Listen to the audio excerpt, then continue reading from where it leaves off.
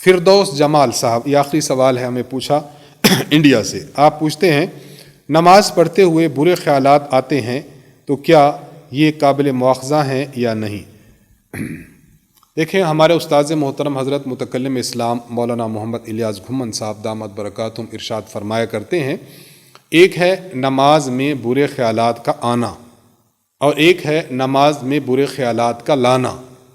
ये आना ये गैर इख्तियारी है, लेकिन उसको ज़बरदस्ती घुसेड़ कर लाना ये इख्तियारी है। जब ख्यालात आएँ ये काबिल मुआखज़ा नहीं। हाँ, ख्यालात आएँ और इंसान उन पर दिल जमा ले या ख्यालात को ख़ुद ब खुद ले आए तो ये दूसरी दो सूरतें काबिल मुआखज़ा हैं। इसलिए अगर आपको ख्यालात आते हैं तो बस उनकी तरफ ध्यान न दीजिए, अपनी तवज्जो अल्लाह ताला की तरफ, नमाज की तरफ, किरात की तरफ और अरकान की तरफ रखिए। इंशाअल्लाह ये ख्यालात आना भी बंद हो जाएंगे।